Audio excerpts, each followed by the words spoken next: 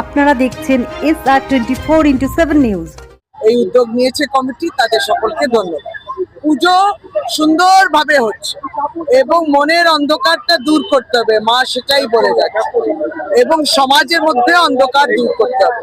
আর যারা অশুভ শক্তি কিংবা অশুভ বার্তা দেয় সেটাকে দমন করতে হবে, পজিটিভ হতে হবে। আমাদের আর কিছু বলার নেই, আমাদের নৈহাটি আমাদেরকে যেতে হতো, এখানে আমরা মাকে এখানেই স্মরণ করে নিতে পারছি। আর বাদ বাকি আমার দাদাই বলবে। দেখুন 2000 তো জিতেছে 2000 আমরা দিচ্ছি শাড়ি, আর এখানেও প্রায় 1200 ব্যাগ এবং শিক্ষা সরঞ্জাম প্রত্যেক বছরের মতন এবছর আমরা দিচ্ছি।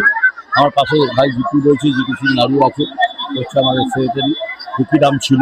এবং আপনারা জানেন যে এই উত্তর কলকাতার এই অঞ্চলটা অত্যন্ত প্রাণোজ্জ্বল একটা জায়গা, এখানে বহু মানুষের সমাগম আপনারা দেখতে পাচ্ছেন। আমাদের মাননীয় মন্ত্রীর একটা স্মৃতি শশী মাজা, তিনি সবসময় আমাদের পাশে থাকেন, আমাদের উৎসাহিত করেন। আমাদের পৌরমাতা শিখা সাহা, তিনিও আসবেন একটু বাদেই। মনাংশু চ্যাটার্জি ছিলেন। এবং আপনাদেরকেও আমরা আন্তরিকভাবে কৃতজ্ঞতা অভিনন্দন জানাই, কারণ আপনারা আমাদের সেরা যে উপহার ঘোষণা করেছেন। আমি আপনাদের SR24x7-কে আন্তরিকভাবে শুভেচ্ছা অভিনন্দন জানাই। আর আপনাদের সংবাদ মাধ্যম ইতিমধ্যে যথেষ্ট সুনাম অর্জন করেছে, এটা আমরা জানি। দুর্গাপুজোতেও আপনারা বহু প্যান্ডেলে ঘুরে বেরিয়েছেন, এবং আপনাদের উত্তরোত্তর সাফল্য কামনা করি, শ্রীবৃদ্ধি কামনা করি।